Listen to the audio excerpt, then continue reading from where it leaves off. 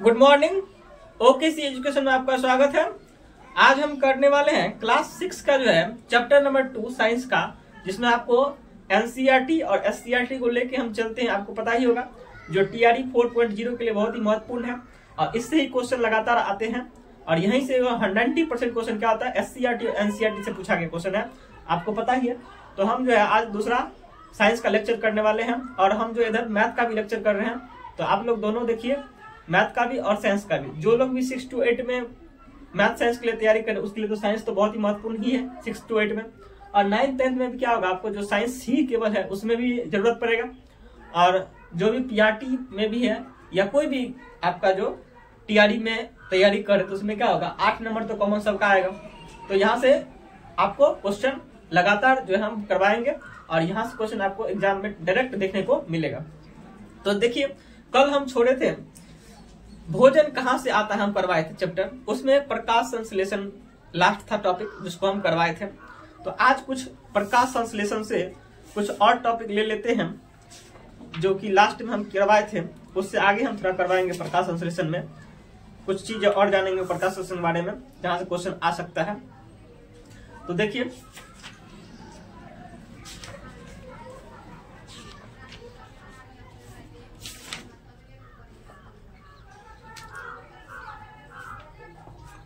तो प्रकाश संश्लेषण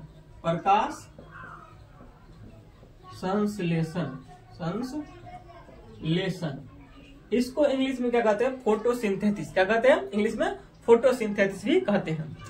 तो देखिए, प्रकाश संश्लेषण क्या होता है। तो प्रकाश संश्लेषण के सबसे पहले एक समीकरण आपको याद होना चाहिए, प्रकाश संश्लेषण का समीकरण।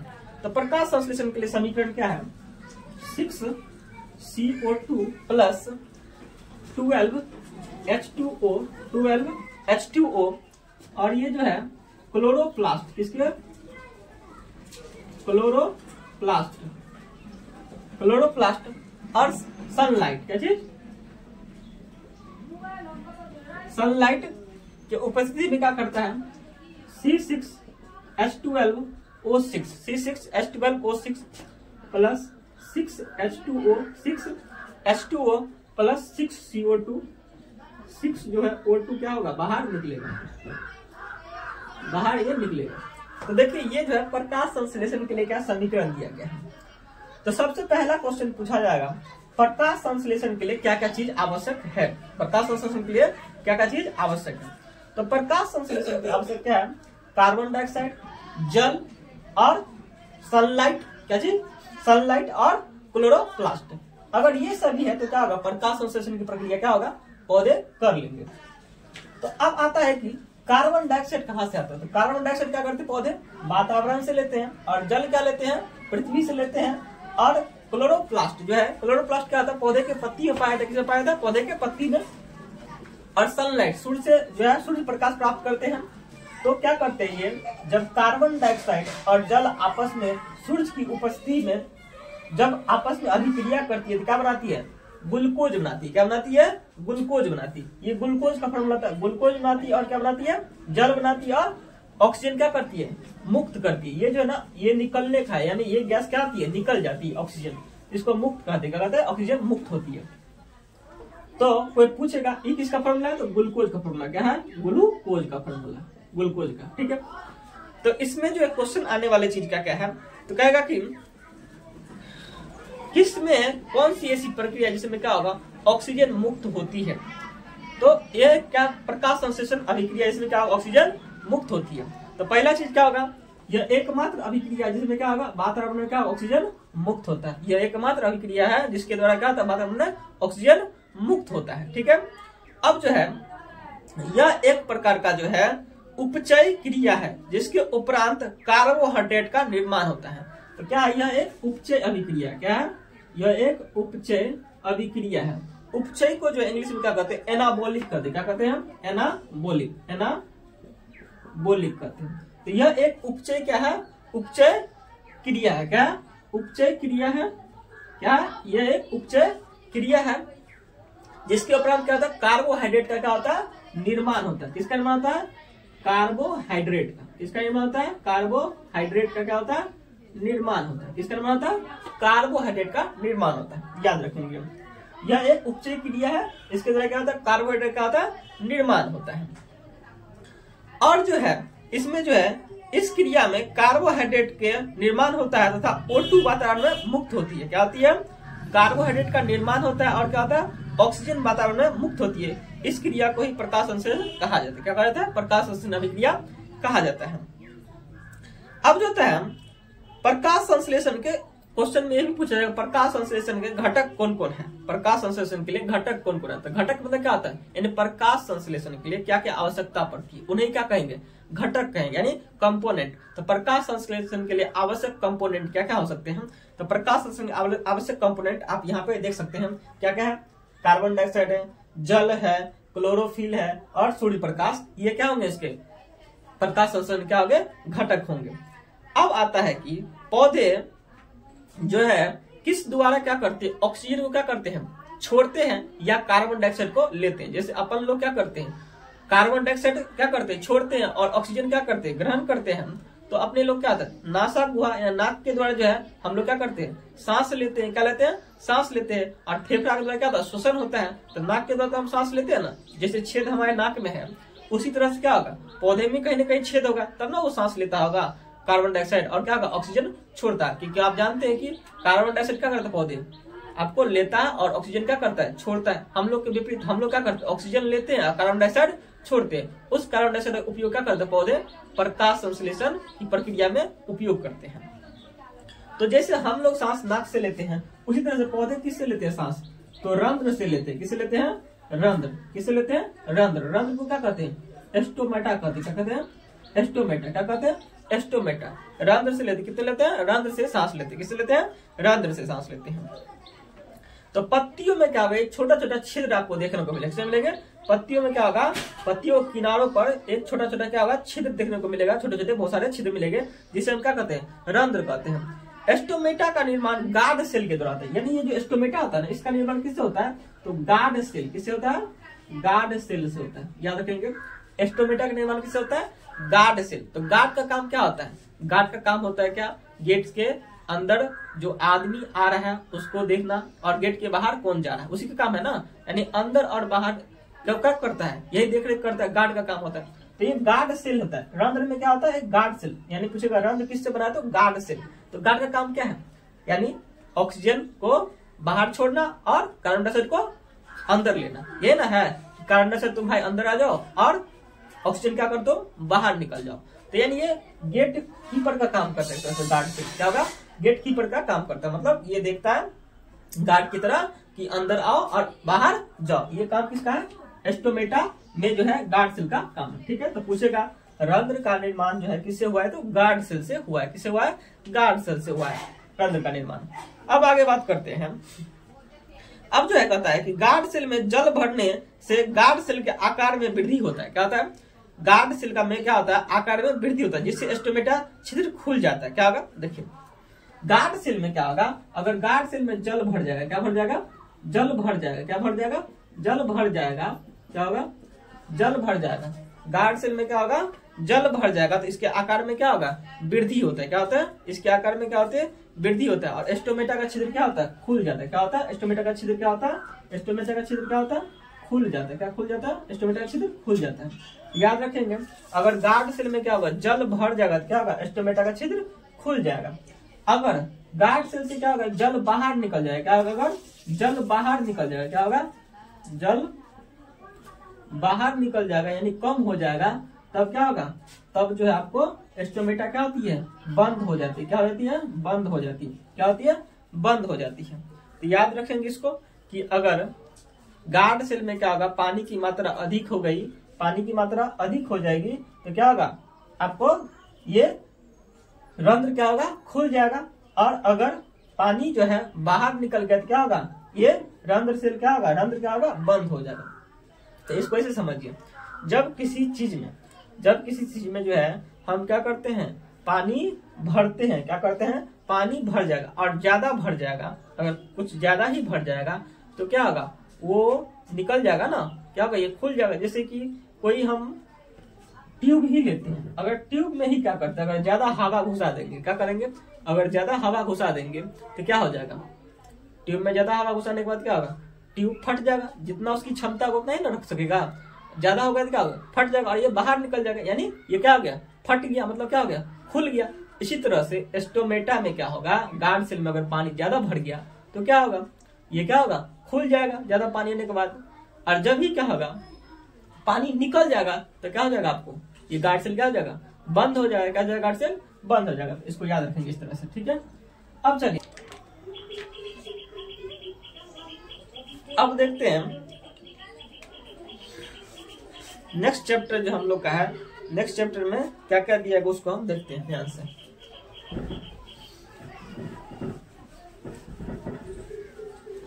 नेक्स्ट चैप्टर आपको है भोजन कहाँ से आता है। ये रहा आपका SCRT का बुक, प्योर जो आपको बिहार बोर्ड के लिए जो बुक आता है ये बुक है, उसका हम दूसरा चैप्टर आज करवाने वाले हैं। भोजन में क्या क्या आता है, भोजन में क्या क्या आता है, तो देखिए भोजन में क्या क्या आता है। तो देखिए जब भी हम भोजन कोई चीज करते हैं तो भोजन में क्या होगा, पोषक तत्व होंगे, क्या होंगे, पोषक तत्व होंगे। और वही पोषक तत्व हमारे लिए क्या होता है, बहुत ही उपयोगी होता है हमारे शरीर के लिए। तो हम क्या करते हैं, पोषक तत्व को क्या करते हैं, ग्रहण करते हैं भोजन के द्वारा, क्या करते हैं, पोषक तत्व को ग्रहण करते हैं भोजन के द्वारा। और देखेंगे किस में क्या क्या पोषक तत्व पाया जाता है। तो कोई पूछेगा पोषक तत्व क्या होता है, क्या कहेंगे, कहता है कि खाद्य सामग्री को हमारे शरीर में वृद्धि, विकास एवं स्वस्थ रहने के लिए कुछ आवश्यक अवयव होते हैं जिन्हें हम क्या करते हैं, पोषक तत्व कहते हैं। देखिए हमारे शरीर की वृद्धि के लिए क्या होता है, पोषक तत्व जरूरी होते हैं, विकास के लिए और स्वस्थ रहने के लिए आता है पोषक तत्व जरूरी होते हैं। तो शरीर की वृद्धि के लिए, इसके लिए शरीर के वृद्धि, इसके लिए शरीर की वृद्धि, विकास और स्वस्थ रहने के लिए, और स्वस्थ रहने के लिए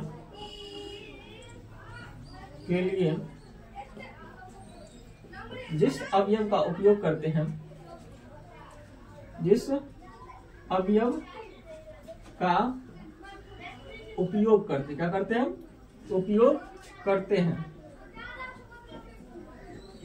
क्या करते हैं, उपयोग करते हैं, उसे क्या कहते हैं, उसे पोषक तत्व कहते, क्या कहते हैं, पोषक तत्व कहते, क्या कहते हैं, पोषक तत्व कहते हैं। तो शरीर की वृद्धि, विकास और स्वस्थ रहने के लिए हमें जिस अवयव का उपयोग होता है, जिस अवयव का हमें जरूरत होता है, उसे क्या कहते हैं, हम पोषक तत्व कहते हैं। और ये पोषक तत्व हमें क्या खाद्य सामग्री के द्वारा प्राप्त होती है, किसके द्वारा, खाद्य सामग्री के द्वारा। जैसे हम चावल खाते हैं, रोटी खाते हैं, उसके बाद हम फल खाते हैं, सब्जी खाते हैं, दाल खाते हैं, ये सभी क्या खाद्य सामग्री, मछली खाते हैं, अंडे खाते हैं, दूध खाते हैं, सब क्या है, खाद्य सामग्री। तो हम कल बताए थे खाद्य सामग्री के बारे में। तो ये सभी क्या होगा, पोषक तत्व किसे मिलते हैं, खाद्य सामग्रियों में मिलते हैं। तो अब देखते हैं कि पूछेगा कभी भी शरीर की वृद्धि, विकास और स्वस्थ रहने के लिए हमें किस चीज का उपयोग करना पड़ता है, तो पोषक तत्व का हम उपयोग करते हैं, क्या करते हैं, पोषक तत्व। पोषक तत्व किसमें होता है, तो खाद्य सामग्रियों में होता है, किसमें होता है, पोषक तत्व किसमें होता है, तो खाद्य सामग्रियों में होता है, याद रखें एक चीज। अब बात आता है कि पोषक तत्व में क्या क्या चीज होता है। तो हमारे भोजन के जो मुख्य पोषक तत्व होता है, हमारे जो भोजन होता है, भोजन में जो मुख्य पोषक तत्व होता है, भोजन में जो पोषक तत्व होते हैं, क्या होते हैं, भोजन में जो पोषक तत्व होते हैं, वो जो मेन पोषक तत्व होता है कौन कौन होता है, तो मेन पोषक तत्व होता है तुम्हारा, एक हो जाएगा आपको कार्बोहाइड्रेट, क्या होता है, कार्बोहाइड्रेट, क्या हो गया, कार्बोहाइड्रेट हो जाएगा। कार्बोहाइड्रेट क्या होगा, प्रोटीन हो जाएगा, क्या हो जाएगा, कार्बोहाइड्रेट, प्रोटीन। उसके बाद वसा, क्या होगा, वसा। उसके बाद विटामिन, क्या होगा, वसा, विटामिन।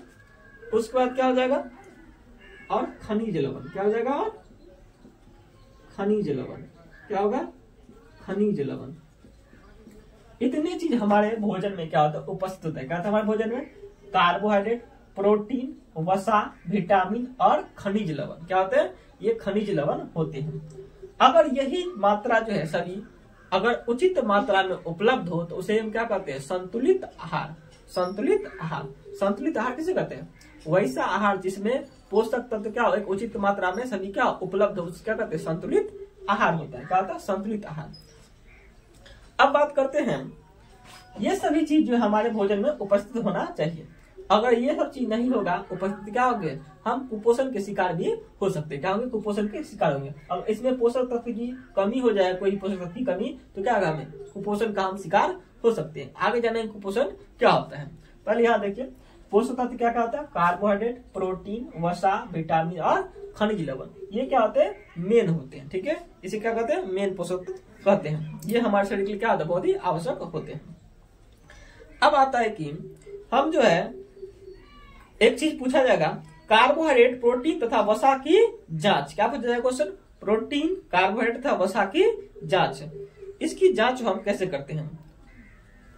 तो देखिए कार्बोहाइड्रेट जो होता है, कार्बोहाइड्रेट क्या होता है, कार्बोहाइड्रेट जो होता है हमारे भोजन में मंड के रूप में होता है। कार्बोहाइड्रेट जो हमारे भोजन किस रूप में होता है, भोजन में जो है किस रूप में होता है, भोजन में किस रूप में होता है, तो भोजन में जो है मंड के रूप में होता है। भोजन में किस रूप में, मंड, मंड को ही क्या कहते हैं, स्टार्च कहते हैं। क्या कहते हैं, स्टार्च। तो कार्बोहाइड्रेट हमारे भोजन में किस रूप में रहता है, तो मंड रूप में रहता है। किस रूप में रहता है, मंड। ये क्वेश्चन पूछा जाएगा क्वेश्चन, क्योंकि ये क्वेश्चन बहुत ही वीवीआई क्वेश्चन है। कार्बोहाइड्रेट जो है भोजन में कहाँ मिलता है, तो मंड। कार्बोहाइड्रेट में जो है भोजन किस रूप में रहता है, तो मंड के रूप में। किस रूप में, मंड के रूप में। मंड को ही क्या कहता है, इंग्लिश में स्टार्च कहते हैं। तो कभी कभी स्टार्च दे देगा तो आप क्या होगा, शौक मत कीजिए। कभी कभी जो है आजकल जो एग्जाम में पूछे जाते हैं, क्या होगा, इंग्लिश नाम दे देता है और हिंदी छोड़ देता है, तो फंसाने के लिए। आप देखेंगे हिंदी में भी लिख देगा स्टार्च हिंदी में, और मंड छोड़ देगा। तो आपको दोनों याद रखेंगे, स्टार्च और मंड। की जांच करने के लिए हमें किस किस चीज की जरूरत पड़ती है, तो मंड की जांच करने के लिए, किसकी जांच करने के लिए, जांच करने के लिए, मंड की जांच करने के लिए हमें आपको टिंचर आयोडीन, क्या चीज, टिंचर आयोडीन, टिंचर आयोडीन, क्या चीज, टिंचर आयोडीन। उसके बाद आपको हो गया कॉपर सल्फेट, क्या चीज, copper, copper sulphate, tincture iodine, copper sulphate तथा कॉस्टिक सोडा की जरूरत होती है। किसकी जरूरत है, कॉस्टिक सोडा की, कॉस्टिक सोडा की जरूरत होती है। किसकी जरूरत है, कॉस्टिक सोडा की जरूरत होती है। तो पूछेगा कार्बोहाइड्रेट, क्या चीज, कार्बोहाइड्रेट की उपस्थिति को जांचने के लिए आपको किस किस चीज की जरूरत पड़ती है, तो हमें टिंचर आयोडीन, कॉपर सल्फेट और कॉस्टिक सोडा की जरूरत होती है। ठीक है, किसकी जरूरत है, इसकी जरूरत होती है। क्या हो गया, क्या हो गया, नीला, या क्या हो गया, नीला। देखिए आयोडीन डालेंगे, किसमें डालेंगे, खाद्य पदार्थ का जो कच्ची सामग्री उपस्थित क्या करेंगे, हम क्या डालेंगे, उसके आयोडीन डालेंगे। क्या डालेंगे, आयोडीन।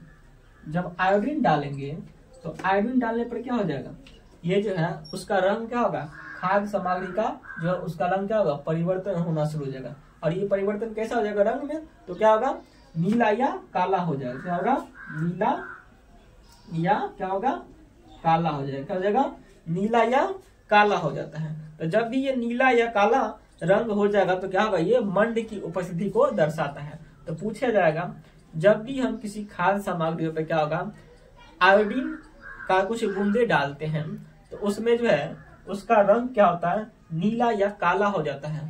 तो कौन सा चीज था, तो क्या होगा, कहेंगे हम वह मंड था। क्या था, वह मंड था। क्या था, मंड। मंड मतलब क्या था, स्टार्च था। क्या था, स्टार्च था। ठीक है, आगे बढ़। अब देखिए कार्बोहाइड्रेट, क्या देखेंगे, कार्बोहाइड्रेट, क्या देखेंगे, कार्बोहाइड्रेट। तो देखिए कार्बोहाइड्रेट मुख्य रूप से हमारे शरीर में ऊर्जा प्रदान करता है। क्या करता है ये हमें ऊर्जा प्रदान करता है। क्या करता है, हमारे शरीर में क्या करता है, ऊर्जा प्रदान करता है, ऊर्जा प्रदान करता है। क्या करता है, ऊर्जा प्रदान करता है। कार्बोहाइड्रेट क्या करती है, हमारे शरीर में ऊर्जा प्रदान करता है। तो ये ऊर्जा देने वाले क्या है, पोषक तत्व है। क्या, ऊर्जा देने वाले पोषक तत्व है। तो कार्बोहाइड्रेट की तुलना में वसा से हमें अधिक ऊर्जा प्राप्त होती है। लेकिन देखिए कार्बोहाइड्रेट से हमें तो ऊर्जा प्राप्त होती है, लेकिन वसा से क्या होती है, ज्यादा ऊर्जा प्राप्त होती है। अब देखते हैं वसा और कार्बोहाइड्रेट युक्त भोजन ऊर्जा देने वाले भोजन कहलाते हैं। क्या कहलाते हैं, वसा और कार्बोहाइड्रेट जो होता है ऊर्जा देने वाले भोजन कहलाते हैं। ऊर्जा देने वाले क्या करते हैं, पोषक तत्व कहलाते हैं। तो देखिए कार्बोहाइड्रेट से ज्यादा कौन देगा ऊर्जा, वसा देगा। क्या देगा, वसा। वसा क्या होगा, इससे ज्यादा ऊर्जा देगा। क्या होगा, इससे ज्यादा ऊर्जा देगा। क्या देगा, ज्यादा ऊर्जा देगा। तो पूछेगा कार्बोहाइड्रेट ज्यादा ऊर्जा देगा कि वसा ज्यादा ऊर्जा देगा, तो हम कहेंगे वसा ज्यादा ऊर्जा देंगे। तो कार्बोहाइड्रेट और वसा दोनों क्या करते हैं, ऊर्जा प्रदान करने वाले क्या है, पोषक तत्व है। अब जो है इसमें कुछ जो है भोजन के नाम दिए गए हैं, कार्बोहाइड्रेट वाला और वसा वाला, तो हम इनका नाम लिख लेते हैं क्योंकि नाम पूछा जाता है किसमें कौन सा पदार्थ पोषक तत्व पाया जाता है। देखिए कार्बोहाइड्रेट में जितने भी आते हैं, कार्बोहाइड्रेट में क्या क्या आएंगे, यहां से लिख लें, चलो यहां लिख लेते हैं कार्बोहाइड्रेट में। तो कार्बोहाइड्रेट में क्या क्या आता है, तो सबसे पहले आएगा गेहूं, क्या आएगा, गेहूं, चावल, क्या होगा, गेहूं, चावल। चलिए अब देखते हैं हम जो है किन किन विटामिन में जो है कौन कौन भोजन आते हैं। तो विटामिन देखेंगे और उनके प्रकार देखेंगे और उस विटामिन जो है कौन कौन भोजन में पाए जाते हैं उसको देखने वाले हैं। तो देखिए कार्बोहाइड्रेट क्या होता है, हमारा जो पोषक तत्व होता है, पोषक तत्व में क्या क्या आता है, कार्बोहाइड्रेट, वसा, प्रोटीन और क्या होता है, विटामिन, ये तो हम बता चुके थे। तो कार्बोहाइड्रेट में क्या क्या आएंगे, तो कार्बोहाइड्रेट होता है गेहूं, चावल, मक्का, आलू, बाजरा, शकरकंद, गन्ना और पपीता। ये आपका बुक का दिया हुआ एग्जाम्पल है, तो इसको याद रखेंगे। तो कार्बोहाइड्रेट उसे कहते हैं जो क्या होगा, जिसको चबाने के बाद क्या होगा, थोड़ा मीठा लगता है। तो जैसे कि देखेंगे चावल हो गया, गेहूं हो गया, मक्का हो गया, आलू हो गया, बाजरा हो गया, शकरकंद हो गया, गन्ना हो गया, पपीता क्या होगा, ये सभी क्या है, आपको कार्बोहाइड्रेट है। और ये जो है ना ऊर्जा प्रदान करने वाली भोजन होती है। क्या होती है, कार्बोहाइड्रेट क्या होता है, ऊर्जा प्रदान करने वाली। तो कोई पूछेगा ऊर्जा प्रदान करने वाली भोजन कौन सा होता है, कार्बोहाइड्रेट होता है। क्या होता है, कार्बोहाइड्रेट होती है। पूरी तरह से वसा, वसा में क्या होता है, जितना भी तेल आ गया, क्या हो गया, जितना भी तेलीय पदार्थ हो गया, सब क्या हो गया, वो जो आपको ये इसमें आ जाएंगे, वसा में आ जाएगा। क्या जाएगा, वसा। वसा भी क्या करता है, ऊर्जा ही प्रदान करता है। क्या करता है, वसा ऊर्जा प्रदान करता है। क्या करता है, वसा भी ऊर्जा प्रदान करता है। तो पूछेगा ये भी ऊर्जा प्रदान करता है, ये भी ऊर्जा प्रदान करता है, तो कौन सबसे ज्यादा ऊर्जा प्रदान करता है, तो वसा क्या करता है, बहुत ही ज्यादा ऊर्जा प्रदान करते हैं। क्या करते हैं, ये जो है ऊर्जा इससे क्या करते हैं, ज्यादा प्रदान करते हैं। क्या करते हैं, इससे ज्यादा ऊर्जा प्रदान ये करते हैं, ठीक है। और ये क्या करते हैं, कम करते हैं। तो वसा में क्या होता है, ज्यादा ऊर्जा होते हैं, और कार्बोहाइड्रेट में क्या होता है, ऊर्जा थोड़ा कम होते हैं। तो जितने भी तेलीय सामान हो गया, तेल, तिल, जो तेलीय सामान में क्या करेगा, सरसों का तेल हो गया, मूंगफली का तेल हो गया, नारियल का तेल हो गया, सूरजमुखी का तेल हो गया, गिरी हो गया, ये सभी क्या आपको, इस सब में क्या होगा, आपको वसा मिलता है। क्या मिलता है, सब में वसा मिलते हैं। ये सभी वसा के स्रोत है। क्या हो गया, वसा के स्रोत। पूछेगा वसा का स्रोत क्या, तेल हो गया, तिल हो गया, गिरी हो गया, और जितने भी तेलीय सामान जिसका तेल बनता है सब आ जाएगा इसके अंदर में। अब आ गया प्रोटीन। क्या हो गया, प्रोटीन। प्रोटीन जो है किस किस में प्रोटीन पाया था, प्रोटीन के स्रोत जो होंगे कौन कौन होंगे, तो प्रोटीन के स्रोत हो गया मछली, दूध, मांस, अंडा और पनीर। क्या होता है, मछली, दूध, मांस, अंडा और पनीर, ये क्या हो गया, मछली के स्रोत, सॉरी प्रोटीन के स्रोत हो गए। तो ये सभी क्या होता है, हमें जंतु से प्राप्त होता है। क्या होता है, ये जंतु से प्राप्त होते हैं। किससे होते हैं, जंतु से। तो ये प्रोटीन के जंतु स्रोत है। क्या है, प्रोटीन के क्या है, जंतु स्रोत है। क्या है, ये प्रोटीन के जंतु स्रोत है। और ये जो प्रोटीन का ये पादप स्रोत है। क्या है, ये पादप मतलब पौधे से प्राप्त होते हैं।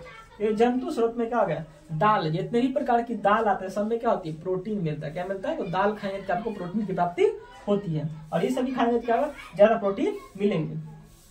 तो मटर का दाल होता है, चना का दाल होता है, मूंग का दाल होता है, विभिन्न प्रकार के दालें जो होंगे, उड़द का दाल होते हैं, जितने भी दाल होते हैं सब में क्या मिलेगा, प्रोटीन मिलेगा आपको। उसी तरह से राजमा, राजमा भी क्या होता है, उसमें भी प्रोटीन देखने को मिलेगा। सोयाबीन, उसमें भी क्या होगा, आपको प्रोटीन देखने को मिलेगा। तुअर का, तुअर में भी क्या होगा आपको, तुअर का भी क्या होता है, तुअर एक होता है, तुअर में भी क्या होता है, प्रोटीन ही मिलता है। तो ये सभी क्या प्रोटीन के स्रोत हैं। और याद रखेंगे प्रोटीन की आवश्यकता शरीर की वृद्धि एवं स्वस्थ रहने के लिए होता है। क्या होता है, शरीर की वृद्धि एवं स्वस्थ रहने के लिए प्रोटीन की जरूरत होती है। इसके लिए शरीर की वृद्धि और किसके लिए, स्वस्थ रहने के लिए क्या होता है, ये प्रोटीन की जरूरत पड़ती है। क्या पड़ती है, प्रोटीन की जरूरत पड़ती है। तो देखेंगे जितने भी लोग क्या होंगे, आपको बॉडी बनाने के लिए जाते हैं, जहां पे आप जिम टीम में देखेंगे तो उसके होता है प्रोटीन लेते हैं। क्या लेते हैं, बाहर से क्या करते हैं, प्रोटीन लेते हैं। तो प्रोटीन से क्या होता है, आपको शरीर की वृद्धि होती है और स्वस्थ होती है। क्या होता है, शरीर की वृद्धि और स्वस्थ रहने में क्या करते हैं, प्रोटीन मदद करती है। अब आती है विटामिन। क्या करती है? विटामिन हमारे शरीर की रक्षा करता है। विटामिन क्या करता है? विटामिन हमारे शरीर की रक्षा करती है। क्या करते हैं? शरीर की रक्षा करती है। क्या करते हैं? विटामिन हमारे शरीर की क्या करती है? रक्षा करती है। तो विटामिन कई प्रकार के होते हैं, vitamin A, vitamin B, vitamin C, vitamin D, vitamin E और विटामिन के। ये सभी क्या विटामिन के नाम है। क्या ये सब विटामिन के नाम है? अब विटामिन ए, तो विटामिन ए कहाँ पाया था? विटामिन ए पाया था त्वचा में। किसे पाया था? त्वचा में पाया। त्वचा और आंख को स्वस्थ रखने में मदद करता है। क्या करता है? विटामिन ए जो होते हैं वो क्या करते हैं? त्वचा और आंख को स्वस्थ रखने में मदद करते हैं। जितने भी विटामिन ए होंगे वो क्या करता है? हमारे तो देखते हैं ना, आंख की कोई बीमारी होती है तो विटामिन ए की मदद से क्या करते हैं? उसको ठीक किया जा सकता है। तो त्वचा और आंख को स्वस्थ रखने का विटामिन ए की मदद लेनी पड़ती है। और विटामिन सी, विटामिन सी क्या करता है? रोगों से लड़ने में क्या करता है? विटामिन सी मदद करते हैं। और मांस भरने में क्या करते हैं? विटामिन सी ही मदद करते हैं। तो मांस भरने और रोगों से लड़ने के लिए क्या होता है? विटामिन सी की जरूरत पड़ती है। अब आता है विटामिन डी। विटामिन डी क्या होता है? अस्थियों और दांतों के लिए जो है कैल्शियम का उपयोग करने में हमारे शरीर की मदद करते हैं। तो विटामिन डी जो होते हैं क्या करते हैं?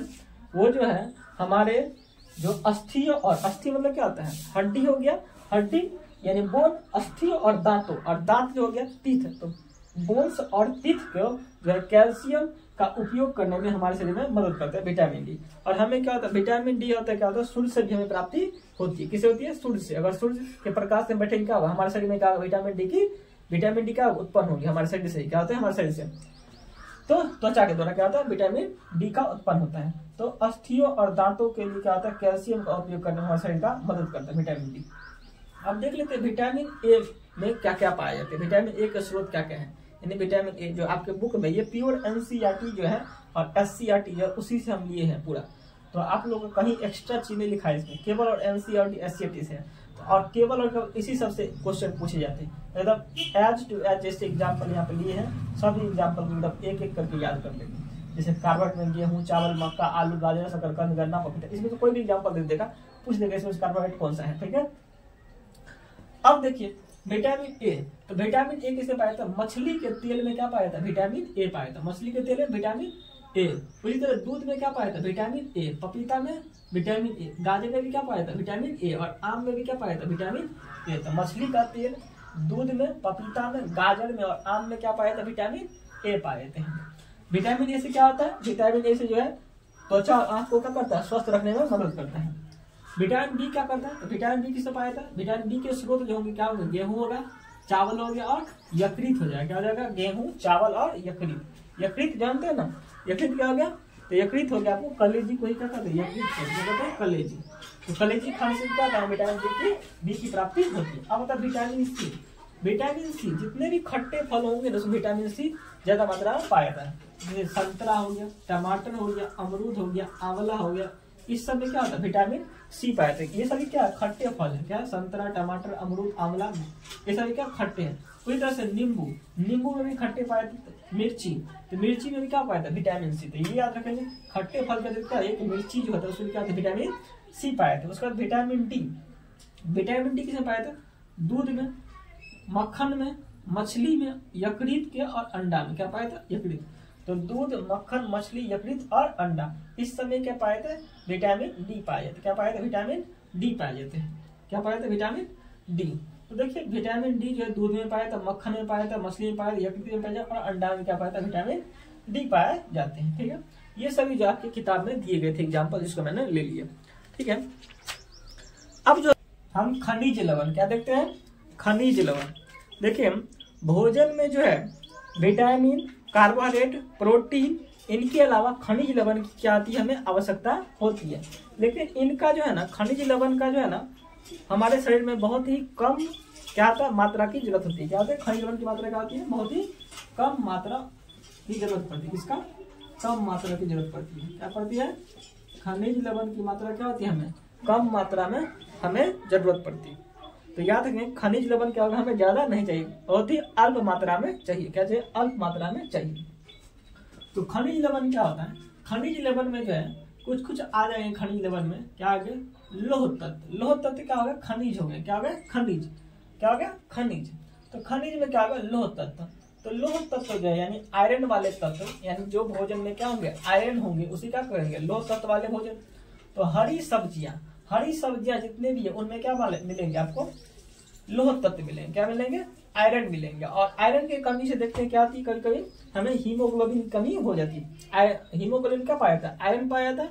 तो हमें जो है आयरन लेना चाहिए, जिससे क्या होगा हमें हीमोग्लोबिन क्या होगी बढ़ोतरी होगी खून में। तो हरी सब्जियां विशेषकर पालक में क्या होता है आपको लौह तत्व क्या होगा आयरन की मात्रा क्या होता है ज्यादा होता है। लौह तत्व में क्या होता है आयरन, क्या हो गया आयरन। तो आयरन सबसे ज्यादा किसमें पाया था, विशेषकर आपको पालक में ज्यादा देखने को मिलेंगे। उसके बाद आके जितने भी हरी सब्जी उसमें तो मिलेंगे, लेकिन विशेषकर क्या होगा पालक में सबसे ज्यादा क्या होता है आयरन मिलते हैं। इसलिए पालक का आप खाना खाएंगे भोजन में यूज करते क्या होगा आपको ज्यादा आयरन मिलेंगे। मेथी भी क्या हो गया आपका साग हो गया, ये पत्तेदार हो गया भोजन। केला में भी पाया जाता है। तो जितने भी होंगे हरी सब्जियां विशेषकर पालक, मेथी तथा केला में क्या पाया जाता है आपको आयरन पाया जाता है। क्या पाया जाता है आयरन। अब आता है कैल्शियम। तो कैल्शियम किसमें पाया था, दूध में क्या पाया था कैल्शियम पाया। क्या पाया था दूध में कैल्शियम पाया था। क्या पाया था दूध में क्या पाया था कैल्शियम पाया। क्या पाया जाता कैल्शियम। और मिल्क में बताते विटामिन डी भी मिलता है। क्या मिलता है विटामिन डी की प्राप्ति क्या होता है आपको मिल्क से ही मिलती है। अब आता है फॉस्फोरस। क्या होता है फॉस्फोरस तथा कैल्शियम। फॉस्फोरस तथा कैल्शियम आपसे मिलते हैं मछली में और अंडा में। क्या मिलते हैं मछली में और अंडा में क्या मिलते हैं फॉस्फोरस और कैल्शियम मिलते हैं। याद रखेंगे मछली और अंडा में क्या मिलते हैं फॉस्फोरस और कैल्शियम। ये सभी क्या है खनिज लवण है। क्या है खनिज लवण है जिसकी मात्रा हमें शरीर में क्या होता है कम मात्रा में जरूरत पड़ती है। अब आता है सोडियम और पोटासियम, ये भी क्या खनिज लवण है। तो नमक क्या हो गया, नमक में क्या पाता है सोडियम और पोटासियम दोनों पाए। क्या पाता है सोडियम और पोटासियम क्या आता है नमक में पाया जाता है। ठीक है। अब आता है रुक्षांश। क्या आता है रुक्षांश। तो हमारे भोजन में जो रुक्षांश का भी होना बहुत ही जरूरी है। क्या है रुक्षांश का भी होना क्या है बहुत ही जरूरी है। रुक्षांश मतलब होता है फाइबर। क्या होता है फाइबर मतलब रेशा। क्या होता है रेशा। तो हमारे जो आहारी रेशे होते हैं तो आहारी रेशे में क्या क्या आएंगे अन्न का चोकर। क्या होता है अन्न का चोकर में क्या होता है आपको फाइबर मिलता है। क्या मिलता है अन्न के चोकर में क्या होता है फाइबर। तो चोकर मतलब क्या होता है आटा जो है आपको क्या करेंगे अगर चालेंगे तो क्या उसमें चोकर निकलता है ना, मतलब क्या होता है एक तरह से भूसी कर सकते हैं। क्या कर सकते हैं भूसी कर सकते हैं। मतलब जो ऊपर का पार्ट जो होता है ना कोई भी जो भोजन होता है उसके ऊपर वाला पार्ट में क्या होगा रेशा होगा। क्या होगा ऊपर वाला पार्ट में क्या होगा रेशा होगा। तो जैसे कि चोकर बहुत सारा चोकर जैसे मूंग का जो आप दलेंगे तो क्या होगा मूंग को दलेंगे तो क्या उसके ऊपर से क्या निकलता है चोकर निकलता है ना।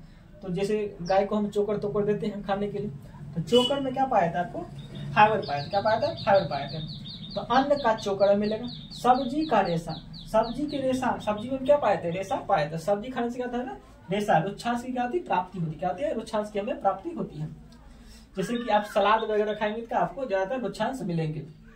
खीरा मिल जाएंगे, ककड़ी मिल जाएंगे, ये आपको इसमें क्या होगा रुक्षांश देखने को मिलेंगे। जैसे कि तुम्हारा आपका चुकंदर हो गया सब क्या होगा रेशा देखने को मिलेंगे इसमें।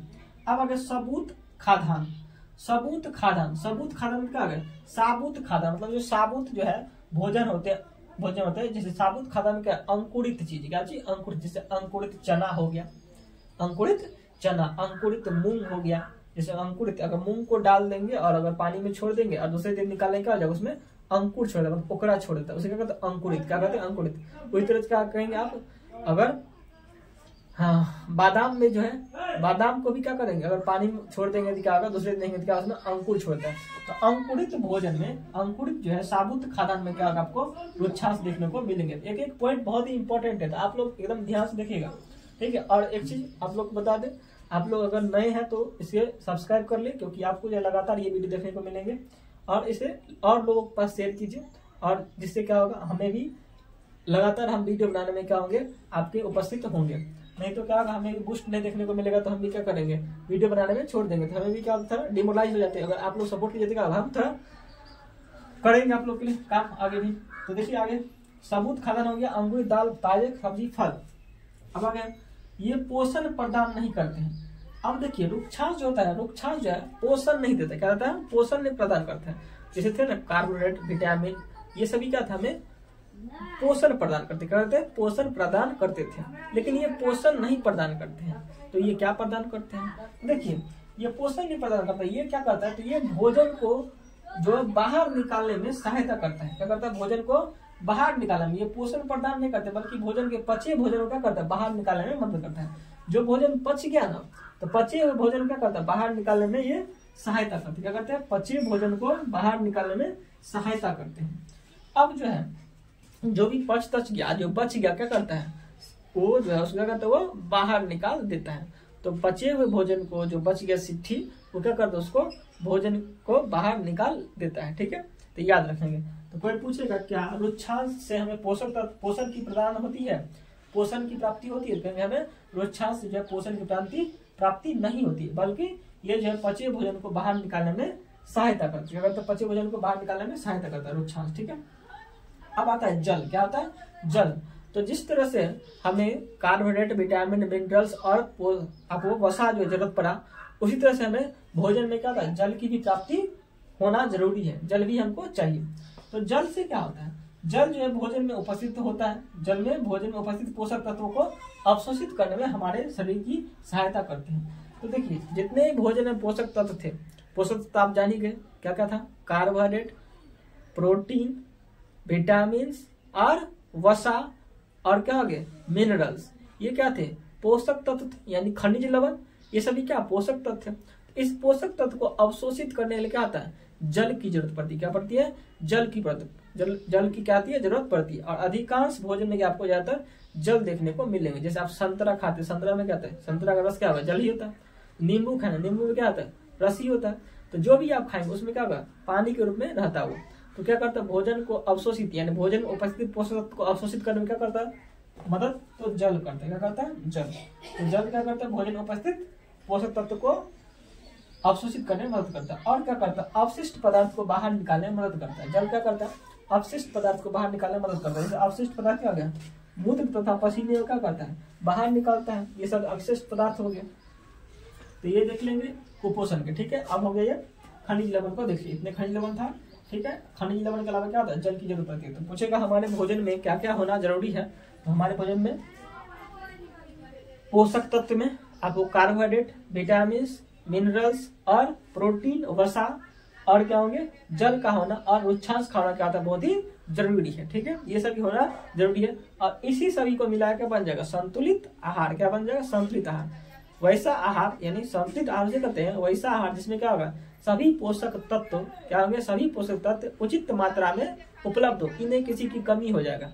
अगर किसी की कमी हो गया तो क्या होगा, वह उचित मात्रा में भी उपलब्ध नहीं है तो क्या होगा, वह संतुलित आहार नहीं कहलाएगा। अगर कोई आप भोजन लेते हैं जिसमें केवल और केवल आप कार्बोहाइड्रेट ही खूब खाते हैं, तो क्या उसमें जो है उसे हम संतुलित आहार कहेंगे? तो हम उसे संतुलित आहार नहीं कहेंगे। तो ज्यादातर आपको एक ही चीज नहीं खाना है, क्या करना है, सबको क्या करना, उचित मात्रा में लेना है। यानी सब क्या करना, उचित मात्रा में। जैसे खनिज लवण क्या आता है, हमें अल्प मात्रा में चाहिए। कैसे, अल्प मात्रा में हमें खनिज लवण चाहिए। अब आता है कि जैसे कि देखते हैं, अगर आप एक चीज देखेंगे, अब अगर हम इन सभी में किसी चीज की कमी हो गया, इन सभी में जो है जितने भी पोषक तत्व हैं, खनिज लवण है और जितने भी आपको जल है, ये इसकी कमी हो गया तो हमें क्या होता है, कुपोषण का शिकार हो जाते। क्या होता है, कुपोषण का शिकार हो जाते। क्या होता है, कुपोषण मतलब क्या, उसको पोषण नहीं मिला, इसलिए क्या उसको बोलते हैं, कुपोषण। क्या कहते हैं, कुपोषण। कुपोषण में क्या होता है, कम भोजन मिलने से क्या होता है, कम भोजन मिलने से बच्चे में मरामस नामक रोग हो जाता है। क्या होता है, मरामस नामक रोग होता है। क्या होता है, देखेंगे अगर कम भोजन किसी बच्चे को मिल रहा है तो उसे क्या होता है, मरासमस नामक रोग हो जाता है। क्या होता है, मरासमस नामक रोग। तो कम भोजन मिलने से, एक याद रखेंगे, ये एक वीवीआई पॉइंट हो गया, कम भोजन से बच्चों में कौन सा रोग होता है, तो मरासमस नामक रोग हो जाता है।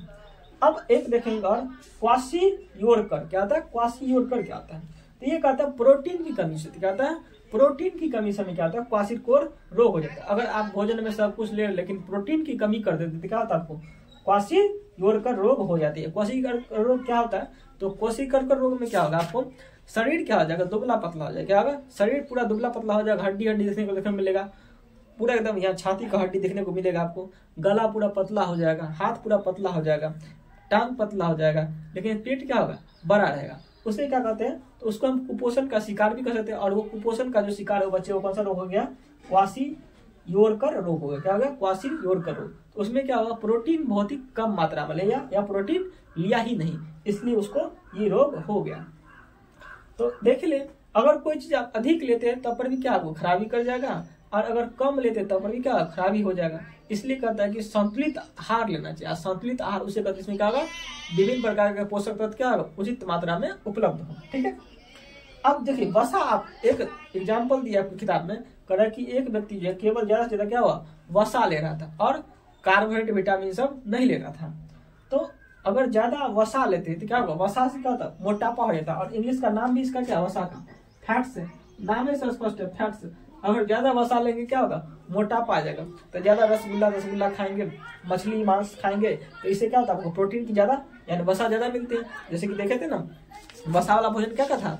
तो वसा वाला भोजन में आप देखे थे सूर्यमुखी का तेल हो गया, जितने भी तेल हो गया, तिल हो गया, सोयाबीन हो गया, मूंगफली हो गया, ये सभी खाएंगे तो क्या आपको वसा की प्राप्ति होती? क्या होती है? वसा की प्राप्ति। जितने भी दूध का आइटम हो गया, रसगुल्ला हो गया, ये सब क्या हो गया? वसा की प्राप्ति होती है। तेली सामान से क्या होता है? वसा की प्राप्ति, यानी ज्यादा वसा मिलती है। और ज्यादा वसा खाने से क्या होता है? हमें मोटापा आया था। और मोटापा भी ये क्या है? रोग है। क्या है? मोटापा भी एक रोग है। ठीक है। अब आता अभावजन्य रोग। क्या है? क्या था? अभावजन्य रोग। अभाव मतलब क्या था? यानी किसी पोषक तत्व की कमी हो गया तो क्या कहते हैं? अभावजन्य रोग कहेंगे। यानी वैसा रोग जिसमें क्या होगा? पोषक तत्व की क्या होगी? कमी होगी, यानी उचित मात्रा में पोषक तत्व नहीं मिला, उसे क्या कहता है? अभावजन्य रोग। क्या हो गया? अभावजन्य रोग। अभावजन्य कहता है कि अगर मान लीजिए एक व्यक्ति को खाने के लिए पर्याप्त भोजन पा रहा है। क्या व्यक्ति कर रहा है? एक व्यक्ति जो है खाने के लिए पर्याप्त भोजन पा रहा है, लेकिन कभी कभी उसके भोजन किसी विशेष पोषक तत्व की कमी हो जाती है। यानी आप भोजन खा रहे हैं लगातार, ठीक है, कोई बात नहीं, पर्याप्त भोजन खा रहे हैं, भरपेट भोजन खा रहे हैं, लेकिन आप क्या होंगे? अगर ज्यादा दिनों तक क्या करेंगे, या कभी कभी आप क्या करते हैं? पोषक तत्व की क्या करते हैं? कमी कर देते। क्या करते हैं? पोषक तत्व की क्या करते हैं? किसी विशेष पोषक तत्व, यानी मान लीजिए प्रोटीन की कमी कर दी, या वसा की कमी कर दी, या विटामिन की कमी कर दी, तो क्या होंगे? आपको अभावग्रस्त हो जाएंगे उस प्रोटीन से या विटामिन से। जो भी खनिज लवण यानी जो भी आप नहीं खाते हैं उसका क्या हो जाएगा? अभाव हो जाएगा। और अभाव हो जाएगा उसके कारण क्या होता है? हमें अभावजन्य रोग ही हो जाते हैं। क्या होता है? अभावजन्य रोग हो जाते हैं। इसलिए हमें क्या होगा? लंबे समय तक, और अगर लंबे समय तक उस पोषक तत्व की कमी होगा तो क्या होगा? जल्दी से जल्दी क्या? अभावजन्य रोग हो जाएगा। तो कोई पूछेगा अभावजन्य रोग क्या होता है, तो क्या करेंगे? हमें लंबे समय तक क्या होगा? कोई विशेष पोषक तत्व की क्या होगी? अभाव हो गया तो क्या करेंगे? उसको कौन सा रोग हो जाएगा? अभावजन्य रोग हो जाएगा। क्या हो जाएगा? तो क्या हो गया? लंबे समय तक क्या हो गया? लंबे समय तक किसी पोषक तत्व की कमी। कैसी? पोषक तत्व की कमी। पोषक की कमी का क्या होता है? हमें अभावजन्य रोग हो जाते हैं। ठीक है। अब देखिए कहता है यदि कोई व्यक्ति अपने भोजन में पर्याप्त मात्रा में प्रोटीन नहीं ले रहा, देखिए अगर कोई व्यक्ति ऐसा है जो लगातार प्रोटीन नहीं ले रहा है, क्या होगा? लगातार प्रोटीन नहीं रहा तो क्या होगा? उसको अभावजन्य रोग तो होगा ही होगा। लेकिन प्रोटीन की कमी से क्या होगा? हमें कुछ रोग हो सकता है, यानी कुछ रुकावट भी हो सकती है। तो जैसे कि देखिए अगर आप प्रोटीन नहीं खाते हैं ज्यादा दिन तक तो क्या होगा? आपको वृद्धि रुक जाएगी। क्या होगा? शारीरिक वृद्धि क्या होगा? रुक जाएगा। तो वृद्धि में रुकावट हो जाएगा। तो याद रखेंगे प्रोटीन की कमी से क्या होगा? प्रोटीन की कमी से क्या होगा? शरीर में क्या होगा? वृद्धि नहीं होगी। क्या होगा? वृद्धि रुक जाएगी। शारीरिक क्या होगा? वृद्धि रुक जाएगी। चेहरा में क्या हो जाएगा? सूजन आ जाएगा। क्या होगा? चेहरे में क्या होगा? सूजन होगा। क्या होगा? चेहरे में सूजन हो जाएगा। चेहरे में क्या होगा? सूजन। उसके बाद क्या होगा? बालों का रंग उड़ना। बाल का रंग क्या होगा? आपका उड़ जाएगा। बाल का रंग क्या होगा? बाल का रंग उड़ना। क्या होगा? बाल का रंग उड़ना। तो आपको शरीर का वृद्धि रुक जाएगा, चेहरे में सूजन हो जाएगा, बाल का रंग उड़ना शुरू हो जाएगा। बाल अगर आपका काला है तो क्या होगा? सफेद होना शुरू हो जाएगा। तो ये सभी क्या होता है? प्रोटीन की कमी से होती है। तो हमें उचित मात्रा में प्रोटीन लेने की जरूरत पड़ती है। और त्वचा की बीमारियां भी होने लगती है। क्या होती है? त्वचा में झुर्री पड़ने लगती है। क्या होती है? याद रखेंगे क्या होगा? त्वचा में क्या होती है? त्वचा संबंधी, त्वचा में क्या होती है? झुर्री। क्या होता है? झुर्री पड़ जाती है। क्या पड़ती है? झुर्री पड़ जाती है। यानी त्वचा संबंधी क्या होता है? हमें रोग होना शुरू हो जाती है। और पेचिस भी हो जाती है। क्या होती है? पेचिस भी हो जाती है। क्या होती है? पेचिस भी हो जाती है। याद रखेंगे प्रोटीन अगर कमी हो गया तो क्या होगा? हमारे शरीर की वृद्धि रुक जाएगी, चेहरे में सूजन हो जाएगा, बाल का रंग उड़ना शुरू हो जाएगा, त्वचा में झुर्री होना शुरू हो जाएगा, पेचिश हो जाएगा। त्वचा में झुर्री मतलब क्या होगा, आप समय से पहले क्या होंगे, बूढ़े हो जाएंगे। मतलब आपका चमड़ा क्या होगा, थोड़ा क्या होगा, ये जो अभी आप युवा हैं तो युवा में क्या होगा, चमड़ा टाइट होता है, उसमें क्या होगा, चमड़ा में क्या होगा, चमड़ा में शिथिलन आ जाएगा। और चमड़ा में क्या होगा, जैसे बूढ़े की तरह क्या हो जाएगा, आपका झुर्री हो जाएगा, पूरा एकदम टाइम पास दिखने लगेगा, पूरा एकदम बढ़िया से। जैसे आप हंसेंगे तो पूरा एकदम देखेंगे क्या होगा, यहाँ का माथा का क्या होगा, पूरा स्किन क्या होगा, उसमें दरारें आ जाएगी, क्या आ जाएगा, दरारें आ जाएगा, देखने को मिलेगा। तो बूढ़े की तरह आप बन जाएंगे। तो प्रोटीन कमी से ये सभी होते हैं।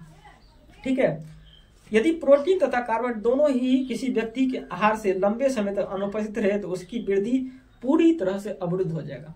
देखिए, प्रोटीन नहीं ले रहे हैं तो वृद्धि तो रुकने करेगी, लेकिन साथ में आप कार्बोहाइड्रेट भी नहीं लेंगे तो क्या होगा, शरीर में पूरी तरह से वृद्धि क्या होगा, रुक जाएगा, एकदम पूरी तरह से अवरुद्ध हो जाएंगे और आप क्या हो जाएंगे, बौनेपन का शिकार हो सकते हैं। क्या होंगे, बौनेपन का शिकार हो जाएंगे। ऐसा व्यक्ति बहुत दुबला पतला भी हो जाता है। क्या होता है, आप ज्यादा अगर प्रोटीन और कार्बोहाइड्रेट नहीं लेते क्या होगा, आपका दुबला पतला भी हो जाएंगे। तो याद रखेंगे, जिस व्यक्ति में क्या होगा, प्रोटीन और वसा, प्रोटीन और कार्बोहाइड्रेट की कमी हो जाएगा, क्या होगा, दुबले और पतले हो जाएंगे। क्या हो जाएंगे, दुबले और पतले। तो याद रखेंगे, प्रोटीन और कार्बोहाइड्रेट, इसकी कमी अगर लंबे समय तक किसी व्यक्ति हो रहा है तो क्या होगा, वह व्यक्ति क्या होगा, उसकी वृद्धि क्या होगा, पूरी तरह से क्या होगी, रुक जाएगी। वृद्धि क्या होगी, पूरी तरह से रुक जाएगी और वह बौनेपन का क्या होंगे, शिकार हो जाएंगे। और ऐसा व्यक्ति क्या हो जाएगा, दुबला पतला भी हो जाएगा। क्या हो जाएगा, व्यक्ति दुबला पतला हो जाता है। क्या होता है, दुबला पतला हो जाता है। क्या होता है, दुबला पतला हो जाता है। क्या होता है, दुबला पतला हो जाता है। ठीक है, प्रोटीन की कमी से ये सभी रोग होने वाला है। विभिन्न विटामिन, खनिज, लवणों के अभाव से विभिन्न रोग अथवा विकृतियां हो सकती है, जिनको हम देखेंगे अब। विभिन्न प्रकार के विटामिन और खनिज लवण से क्या क्या रोग होते हैं, उनका सारणी हम देखेंगे, जो आपको पूछा जाएगा। चलिए देखिए,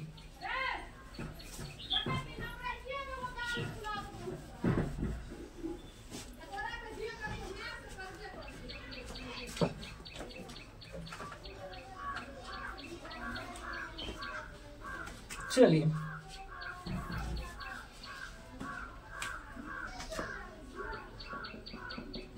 विटामिन ए से संबंधित रोग और उनको उपचार करने के तरीके। देखिए, विटामिन ए की कमी से कौन सा रोग होता है, रतौंधी हो जाता है। क्या होता है, रतौंधी। तो रतौंधी क्या होता है, रतौंधी क्या होता है, रात में क्या होता है, बच्चे को क्या होता है, कम दिखाई देने लगता है। क्या होता है, रात में बच्चे को क्या होता है, कम दिखने लगता है, उसे क्या कहते हैं, रतौंधी कहते हैं। या तो नहीं ही दिखता है या कम दिखता है, तो क्या होता है, उसको रतौंधी हो गया। तो उससे विटामिन ए हो गया। क्या हो गया, विटामिन ए की कमी से क्या होता है, रतौंधी होती है। क्या होती है, रतौंधी होती है। और विटामिन ए का जो नाम है वो क्या होता है, रेटिनॉल होता है। क्या होता है, विटामिन ए का नाम क्या होता है, रासायनिक नाम क्या होता है, रेटिनॉल। क्या होता है, विटामिन ए का नाम रेटिनॉल होता है। उसी तरह से विटामिन B1 या विटामिन बी भी कह सकते हैं। तो विटामिन बी से क्या होता है, बेरी बेरी डोग होता है। क्या होता है, विटामिन बी से बेरी बेरी डोग होता है। और विटामिन B1 क्या होता है, B1 में क्या होता है, थायमिन होता है। क्या होता है, विटामिन B1 में क्या होता है, थायमिन होता है। उसका नाम क्या होता है, विटामिन B1 का नाम क्या होता है, थायमिन होता है। क्या होता है, थायमिन। ए का नाम रेटिनॉल होता है। क्या होता है, रेटिनॉल होता है। एक की कमी से रतौंधी हो जाता है। वही तो विटामिन सी की कमी से क्या होता है, स्कर्वी रोग होता है। क्या होता है, स्कर्वी रोग हो जाता है। और स्कर्वी रोग जो है, विटामिन सी का जो नाम होता है वो एस्कॉर्बिक अम्ल। क्या होता है, विटामिन सी का रासायनिक नाम क्या होता है, एस्कॉर्बिक अम्ल। क्या होता है, एस्कॉर्बिक अम्ल होता है।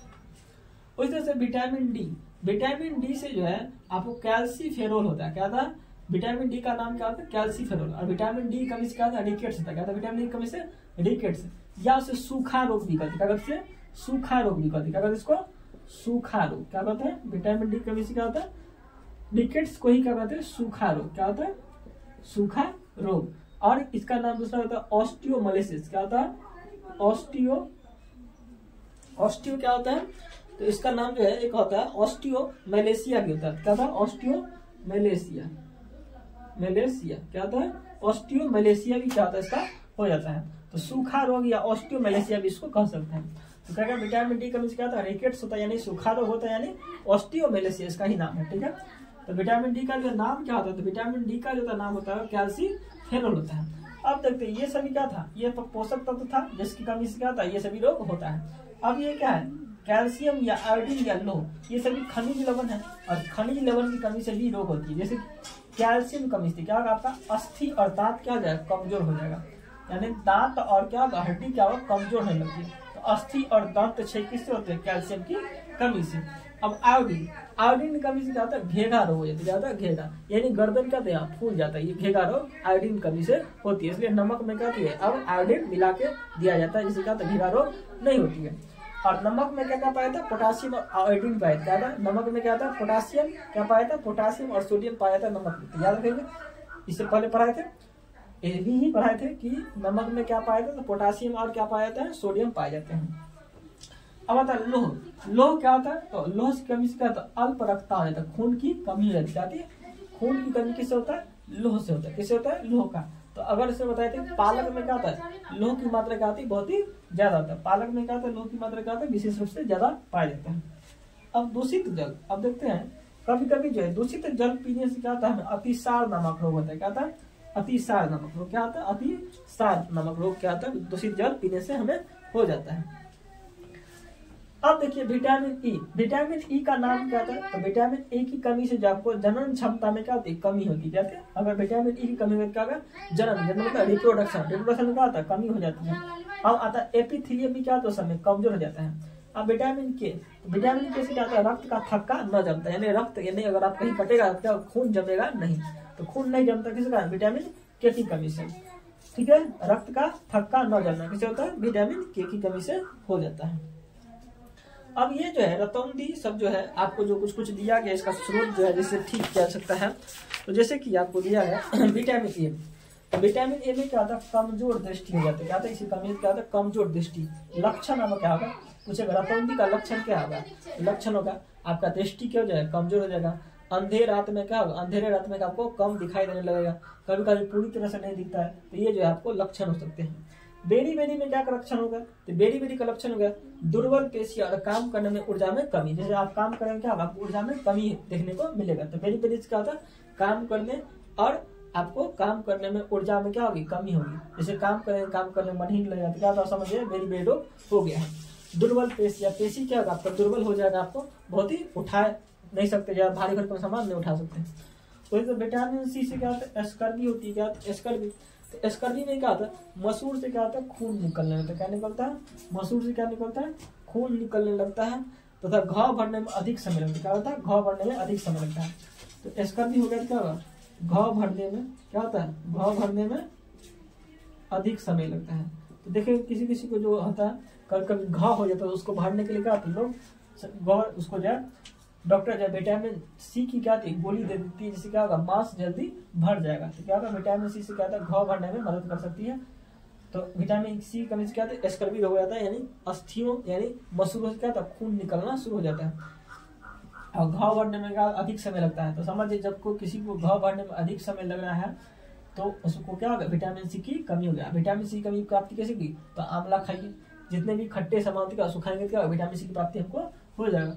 अब आता है कि विटामिन डी, विटामिन डी में क्या होता है, रिकेट्स नाम का रोग होता है। क्या होता है, रिकेट्स, रिकेट्स क्या होता है, अस्थियों का मुलायम होकर मुड़ जाना। आपका जो हड्डी क्या होगा, एकदम मुलायम हो जाएगा और क्या होगा, मुड़ जाएगा। जैसे तो किसी का पैर क्या होता है, टीरा टाइप का हो जाता है, उसे क्या होता है, अस्थियों का मुलायम होकर मुड़ जाना। आपका हड्डी क्या होगा, मुलायम हो जाएगा, क्या कोमल हो जाएगा और मुड़ जाएगा।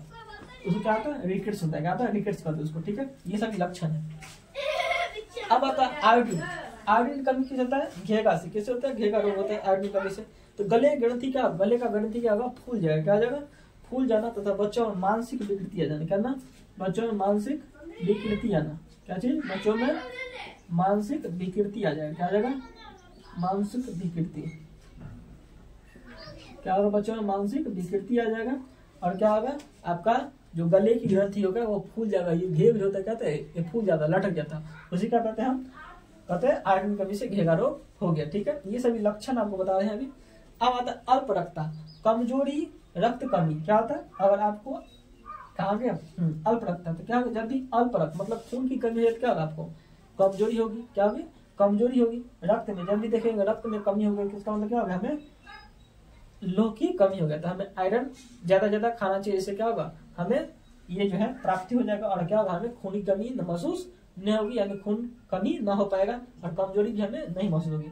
कहीं भी किसी किसी को क्या था कमजोरी अनुभव होता था, जैसे क्या था लोह की कमी हो गया, नहीं खून की कमी हो गया है। तो ये सभी था इसके आज का, ये जो है आपको दूसरा चैप्टर खत्म हो चुका है। जितने भी इसमें टॉपिक थे पूरे हम खत्म कर दिए। तो देख सकते हैं चैप्टर नंबर 2 जो है हम खत्म कर चुके हैं। ये रहा, खत्म हो गया चैप्टर नंबर 2। इसमें जितने भी इंपॉर्टेंट टॉपिक थे हम सबको ले लिए और यहाँ पे लिख भी दिया, आप उतार भी सकते हैं यहाँ से। थैंक यू, आज के लिए इतना ही। जय हिंद।